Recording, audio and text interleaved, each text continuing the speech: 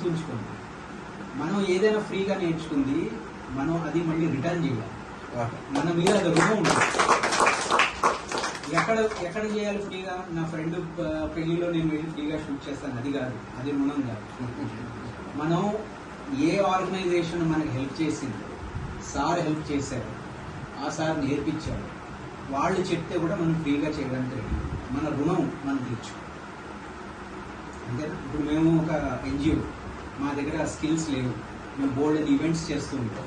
సార్కి మేము అప్రోచ్ అవుతాం, సార్ ఎవరైనా స్టూడెంట్ని పంపించండి, మా ప్రోగ్రామ్ కొంచెం ఎడిట్ చేయాలి, షూట్ చేయాలి, దాన్ని ఎడిట్ చేసి మంచిగా ప్రజెంట్ చేసి సార్ పంపిస్తారు.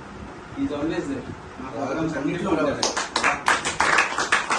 సో ఒక ఆయన చాలా పెద్ద ఆయన ఒక మాట చెప్పారు, లేనే వల్ల లేతేనే రెనచే దేనా బీ చేయలేదు. అంతేనా? అదొకటి మాట, ఒక మాట మీరు మనసులో ఉంచుకోండి. మీరు అది మీ రుణం తీర్చుకుంటే చాలు. You have done enough. మీకు పొటెన్షియల్ ఉంది, మేము హెల్ప్ చేస్తాం. మాకు బోల్డ్ అని కాంటాక్ట్స్ ఉంటాయి, కంపెనీస్ ఉంటాయి. వాళ్ళు ఎక్కడో పెద్ద పెద్ద స్టూడియోలో వెళ్ళి వాళ్ళు కొన్ని లక్షల కోట్లు ఖర్చు పెడతారు. మార్కెటింగ్ క్యాంపెయిన్ అంటే నాట్ ఈజీ.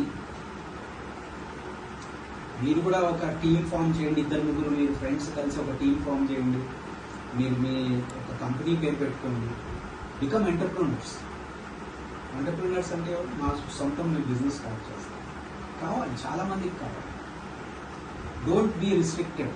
అయిపోయిన కోర్సు నేను ఎక్కడో ఉద్యోగం చేస్తాను, 95 జాబ్ చేస్తాను, అది కాదు. మీరు యూత్. నేను తొందరలో సార్ నేను టెడ్లో ఒక స్పీచ్ ఇస్తున్నాను. కంగ్రాచులేషన్స్. స్పీచ్ టాపిక్ ఏంటంటే యువ, ఇండియాలో ఉన్న యువ అన్న స్పీచ్ టాపిక్. నాకు ఏంటంటే వీళ్ళందరూ వేస్ట్ కాదు అబ్బా, వీళ్ళు చాలా పొటెన్షియల్ ఉంది. India is 1.4 billion population. 1.4 బిలియన్లో 60% youth ఉన్నారు, బిలో 25. మనకి ఎంత టాలెంట్ ఉంది, వరల్డ్ అంతా మన దగ్గర వస్తుంది. ఇప్పుడు ఎన్ఆర్ఐస్ యూఎస్ఏ పారిపోతున్నారు కదా, అందరు రిటర్న్ వస్తారు, వచ్చే రోజు కూడా వస్తుంది. ఇక్కడ జాబ్లు ఎక్కువ ఉంటాయి.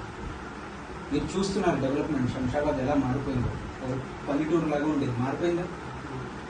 ఎందుకు ఇంత డబ్బులు పెడుతున్నారు? ఇక్కడ పొటెన్షియల్. ఎక్కడ తినేవాళ్ళు ఎప్పుడు ఎక్కువ ఉంటారో అక్కడే కదా మీరు వెళ్ళి ఆహారం